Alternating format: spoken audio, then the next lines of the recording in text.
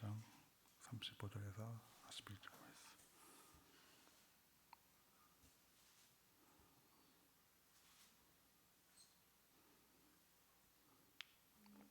제가 봉독해 드리겠습니다. 그날 젊을 때 제자들에게 이르시되 우리가 저편으로 건너가자 하시니 그들이 무리를 떠나 예수를 배에 계신 그대로 모시고 가매 다른 배들도 함께 하더니 큰 광풍이 일어나며 물결이 배에 부딪혀 배에 들어와 배에 가득하게 되었더라.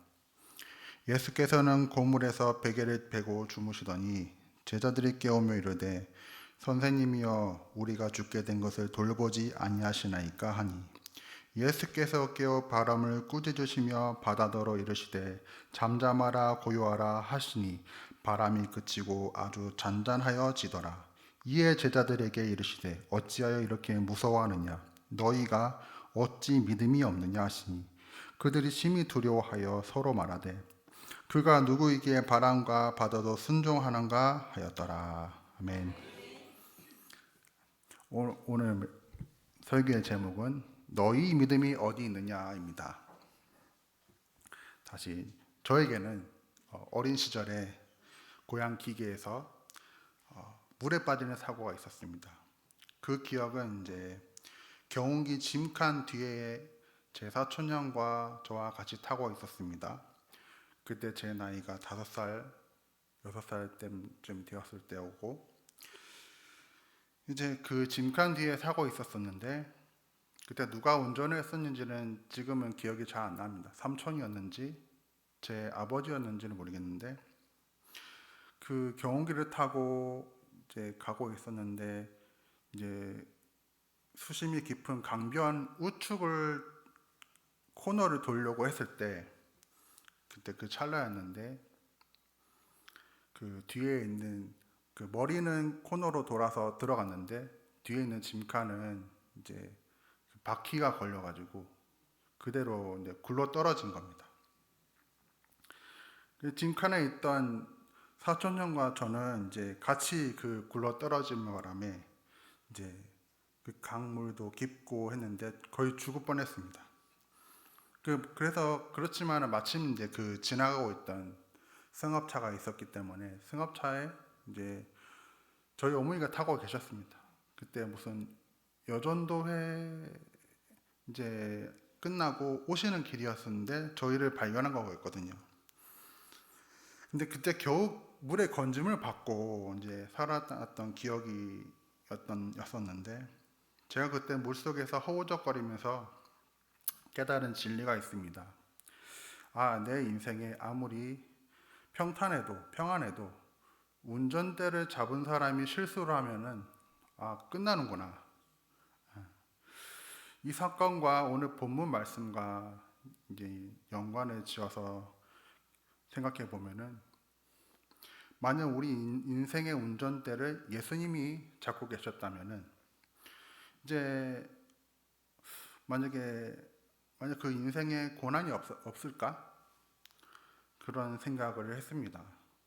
오늘 본문의 말씀에 보면은 제자들이 모시고 있는 배가 이제 갈릴리 바다를 건너고 있었는데 그 가운데 풍랑을 만나게 됩니다. 오늘 예수님께서는 제자들에게 풍랑을 잠잠케 하는 기술을 가르치기 위해서 제자들과 함께 배를 띄우신 게 아닙니다. 예수님께서는 제자들이 인생의 풍랑을 만나도 여전히 주님을 신뢰하기를 원하셨습니다. 저는 여러분들도 인생의 풍랑 가운데 주님을 신뢰하는 분들이 되시기를 축복합니다. 본문의 말씀을 통해서 우리가 인생 풍랑 가운데 주님께서는 어떻게 반응하시길 원하시는지 다음 하나님의 말씀 음성을 듣도록 하겠습니다. 첫 번째로 예수님이 인도하시는 삶에도 풍랑은 있습니다. 35절에서 37절 말씀입니다. 제가 읽어드리겠습니다. 그날 저물 때 제자들에게 이르시되 우리가 저편으로 건너가자 하시니 그들이 무리를 떠나 예수를 배에 계신 그대로 모시고 가매 다른 배들도 함께 하더니 큰 광풍이 일어나며 물결이 배에 부딪혀 들어와 배에 가득해 되었더라. 오늘 본문을 보면은 이제 해질 무렵이었고 예수님께서 제자들에게 배를 타고 호수 건너편으로 건너가자고 하십니다. 본문에 나오는 갈릴리 바다는 이제 실제로는 호수인데 약 이제 김해의 3분의 1 정도 해당되는 크기라고 합니다. 그 정도 되는 호수이고 만 장류 정도 되는 크기라고 생각하시면 됩니다. 이 호수는 밤이 되면은 이제 돌풍이 형성되고 예수님께서는 이 돌풍이 형성되는 이 강한 돌풍이 부는 이 호수로 제자들에게 건너가자고 하시는 것입니다. 여기서 우리가 주목해야 될 것은 호수가 아니라 제자들에게 우리가 바다 저편으로 건너가자라는 말씀입니다. 예수님 말씀에 제자들은 바로 순종했기 때문에 이 어려운 일을 만날 줄을 상상을 못한 것입니다. 더구나 주님께서는 그들과 함께 배에 타고 계셨기 때문입니다. 제자들은 아마 마음이 든든했을 것입니다. 아, 예수님이 우리 배에 같이 타고 계시는구나. 아, 든든하다. 뭐 예수님은 무적 아니야 하면서. 그러나 얼마 지나지 않아서 제자들의 기대는 산산조각이 나곤 맙니다. 광풍이 호수로 불려 닥쳤고 배에는 물이 막 넘쳐서 흘러 들어오고 당장이라도 배가 파산할 위기에 처한 것입니다. 여기서 큰 광풍은 거대한 회오리 바람을 의미합니다. 성경 번역 중에는 이것을 또 맹렬한 강풍이라고도 번역을 하고 있습니다. 여기서 맹렬한 강풍이라는 것은 이제 큰 나무 뿌리가 하나가 이제 통째로 뽑혀 나갈 정도의 위력이라고 합니다. 당시 어떤 배도 견딜 수 없는 강력한 바람이었습니다. 갈릴리 바다에서는 이런 돌풍이 항상 갑자기 불어닥치고는 하였습니다. 이런 강풍은 갈릴리 바다에서 고기를 잡으며 생활하는 그 어부들한테는 가장 위협적인 것이었습니다. 여기서 우리는 주목해야 될 것은 그것은 제자들의 주님의 말씀에 순종했고 제자들은 그저 예수님 말씀에 순종했고 주님을 배에 모시고 건너가고 있었는데 어떻게 이 같은 위태로운 일을 만날 수 있었을까? 이런 것입니다. 혹 요나처럼 하나님을 불순종하다가 만난 광풍이라면은 어떻게 이해를 할 수 있겠지만은 제자들은 주님의 말씀에 순종을 했습니다. 그렇지만 여기서 우리는 주님의 말씀에 순종하는 삶에도 고난을 만날 수 있다는 것을 알 수 있습니다. 저도 이전에 요식업을 했었는데 양식업을 했었는데 제 자신의 실력을 믿고 자영업을 했습니다. 그리고 500도씨가 되는 화덕에 피자를 구웠었고 수제로 만든 파스타 소스로 파스타를 만들었고 인기 대박이었었는데 그때 저를 만났으면 아마 계속 찾아오셨을 겁니다. 그때 진짜 장사를 잘했고 신메뉴가 나오면은 항상 손님들에게 한번 시식해 보세요 하고 무료로 드리기도 하고 애들을 데리고 오면은 같이 홀에서 같이 식사를 하면은 저는 무제한으로 이제 샐러드를 제공했습니다. 그때만 해도 무제한 샐러드는 빕스 이후로는 저밖에 없었을 겁니다. 굳이 광고 안 해도 손님들이 찾아오셨고 3년 동안은 정말 평화롭고 장사가 잘 됐습니다. 뭐 간혹 이제 1년 동안은 오픈발로 잘 됐지만은 그 남은 2년은 정말로 단골 손님이 생기고 단골 손님이 어떻게 보면 돈이잖아요. 그러니까 그런 분들이 계속 쌓이니까 그게 이게 내 재산이라는 것도 생각하고 장사의 재미를 느낀 거죠. 근데 5년이 되던 해였습니다. 뭐가 터졌을게요? 맞아요. 코로나가 터졌습니다. 사람들은 코로나가 터지면은 그 배달하면서 돈 더 벌 수 있지 않겠느냐. 잘 됐네. 그런데 사장님들은 자영업을 해보신 분들은 아실 거예요. 코로나가 터지면은 뭐가 올라요? 물가가 오르고 수입 물품이 오르고 그리고 또 국내에서 구할 수 없는 재료들이 끊기는 거예요. 그러면 대체품을 팔려고 막 하려다 보면은 제 욕심은 최상의 재료로 음식을 대접해 드리고 싶었지만은 결국은 폐업을 하고 말았죠. 사업의 번창을 위해서 개업 예배도 드렸고 가게 이름도 이제 맛있다라고 하는 굿부다라고 우리는 순수 한국말이거든요. 근데 마지막은 슬프다가 되었습니다. 그러나 제 음식 장사가 끝나지 않고 지금까지 번창했다면 제가 이 자리에 오지는 않았을 것입니다. 성경에는 예수님을 만나는 자에게 평탄한 길을 약속하고 있지 않습니다.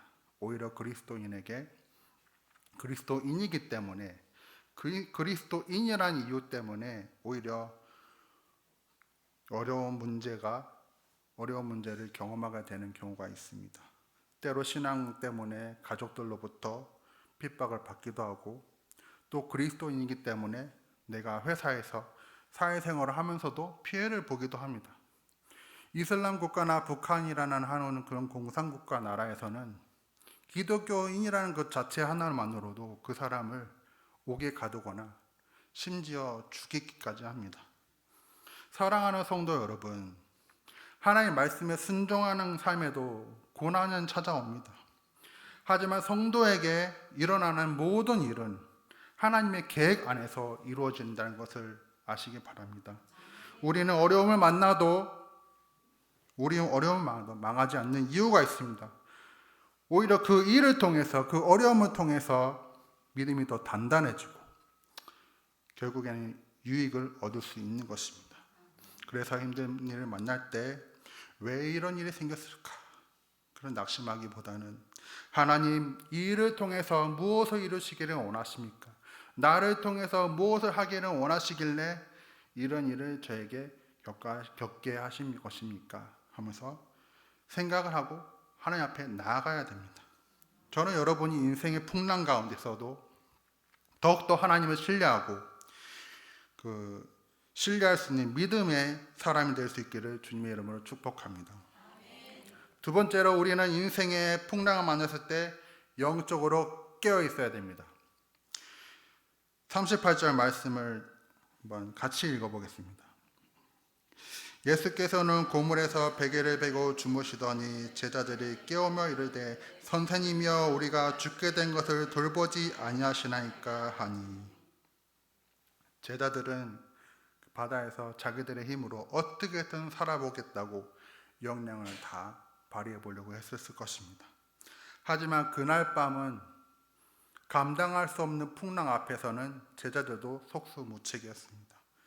그때 제자들은 두려운 마음에 이제 죽겠구나, 꼼짝없이 이제 우리는 끝이구나 라는 생각으로 가득했습니다. 그런데 그때 제자들은 예수님을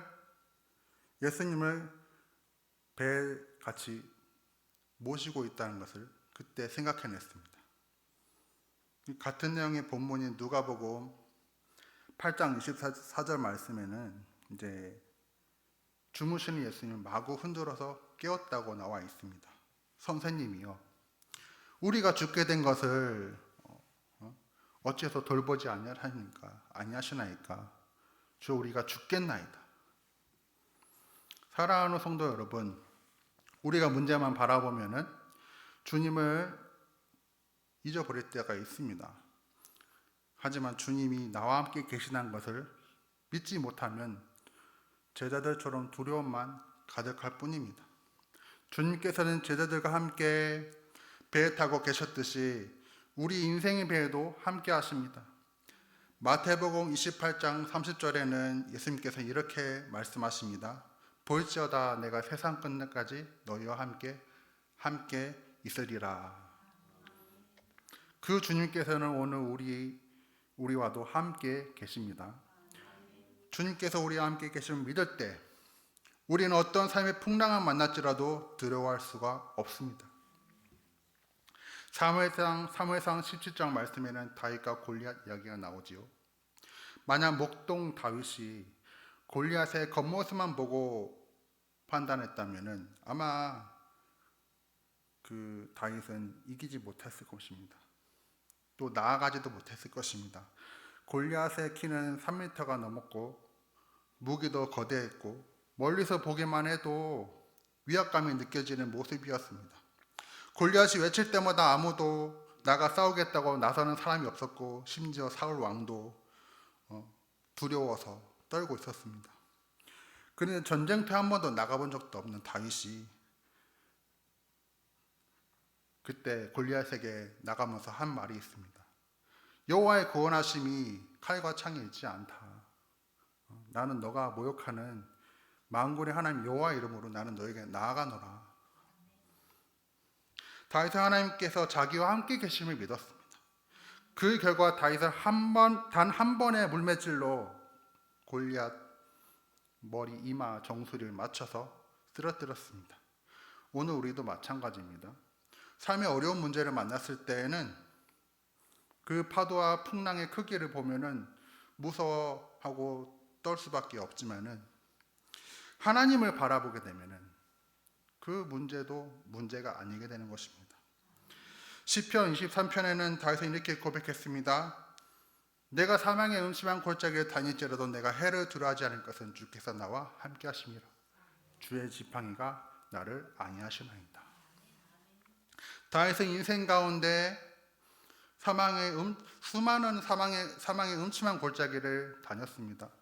하지만 다윗은 그런 수많은 어려운 상황 가운데서도 두려워하지 않았던 것은 그가 용기가 많고 담대해서가 아니라 하나님을 믿고 하나님이 자신을 살려주실 것이라는 것을 믿기 때문에 두려워하지 않았던 것입니다.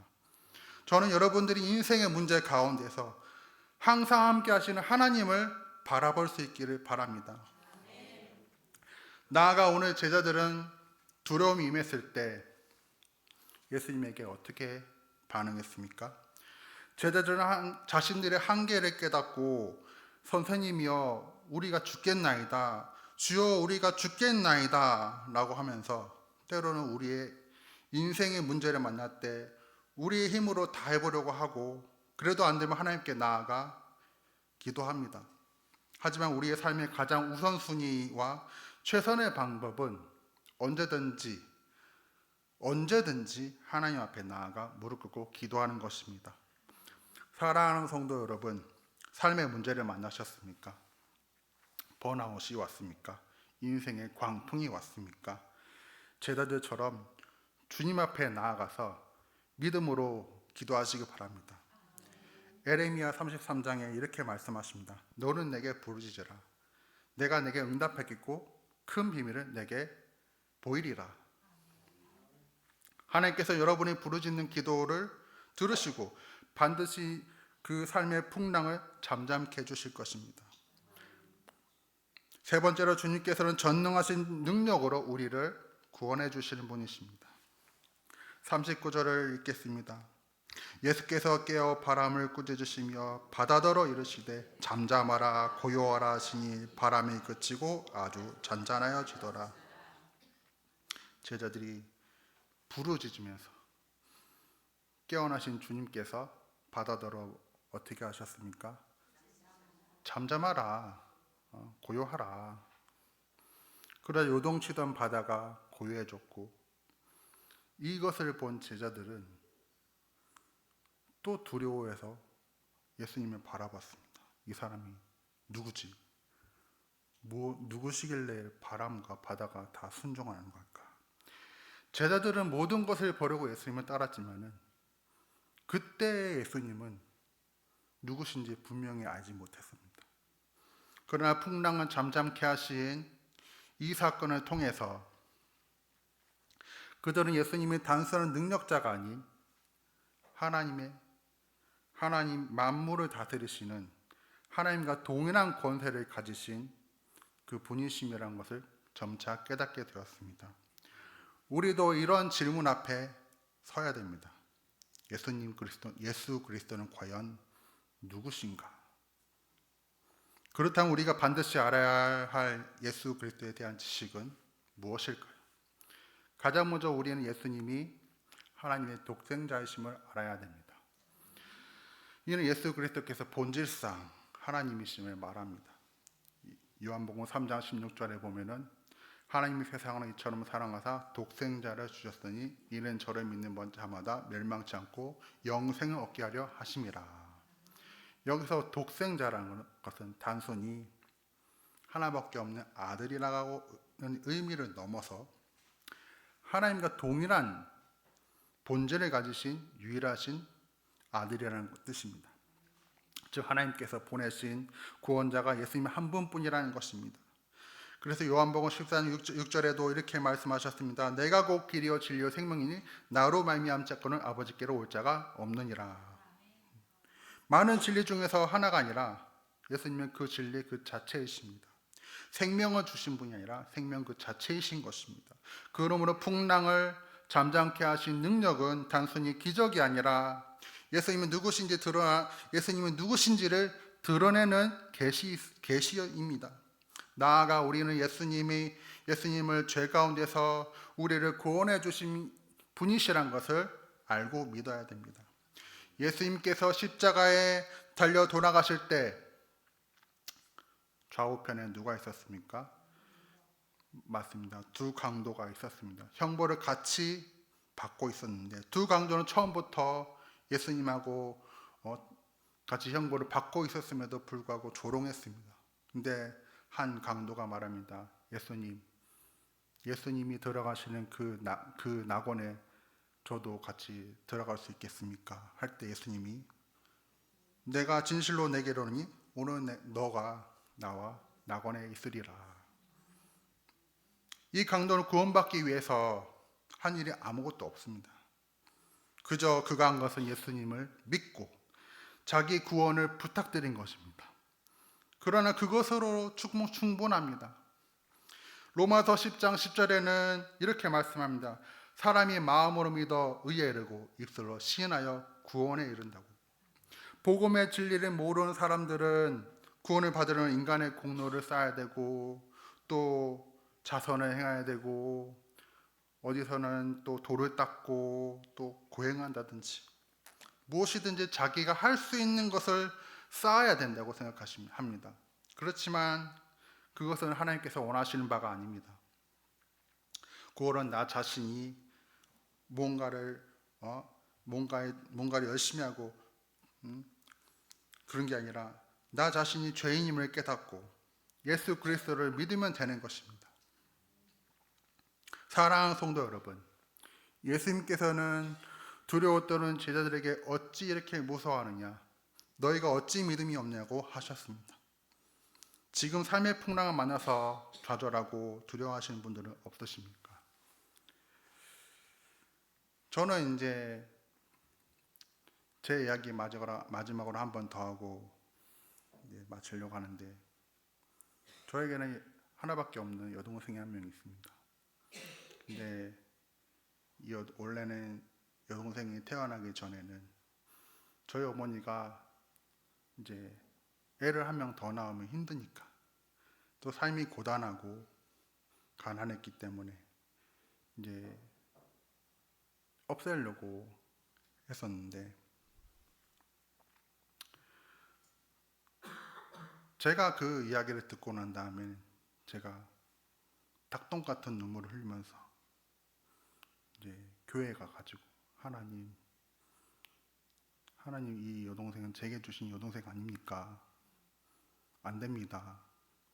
제게 주십시오 하고 집에 돌아가서는 어머니에게 엄마 안 돼. 하나님이 내게 주신 여동생이래. 이거는 지우면 안 돼. 벌 받는 거야 하면서.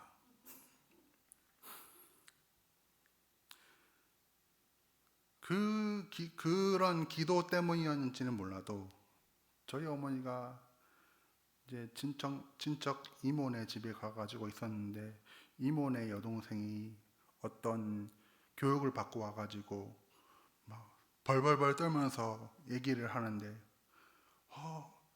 그 낙태하는 아기를 의사가 망치로 이제 죽이려고 막 그 안을 휘어잡고 때리려 하는데 아기가 아직 나오지도 않았는데 망치가 오른쪽으로 오면은 왼쪽으로 피하고 왼쪽으로 때리면 또 오른쪽으로 피하고 어떻게든 그 배 안에서도 살아남으려고 하는 모습 때문에 너무나 그 슬펐다고 하면서 죽을 때도 비명을 지으면서 이렇게 죽는 모습을 보고 자기는 두 번 다시 낙태는 안 하겠다고 하면서 저희 어머니 앞에서 그런 얘기를 하셨던 거예요.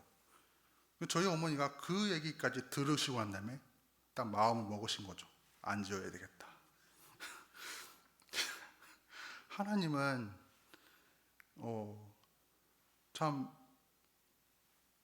어려운 상황 가운데서도 그래도 기도를 하시면 들으시고 우리가 좌절할 수밖에 없는 닭똥 같은 눈물을 흘릴 수밖에 없는 상황이 와도 기도로 하면은 주님은 이루어 주신다는 것을 저는 그때 깨달은 것입니다. 여러분 인생의 배에 함께 계시는 전능하신 하나님의 아들 예수님을 바라보시기를 바랍니다. 영적으로 깨어서 하나님의 은혜의 보좌 앞에 나아가 부르짖어 간구하시길 바랍니다. 하나님께서 반드시 여러분의 기도에 응답하시고 구원을 베풀어 주실 것입니다. 고난 가운데 낙심하지 마시고 하나님을 믿고 의지하시면 새롭게 하나님을 만나실 수 있으시고 경험할 수 있으실 것입니다. 주님의 이름으로 축복합니다. 아멘. 찬양 523장 부르겠습니다.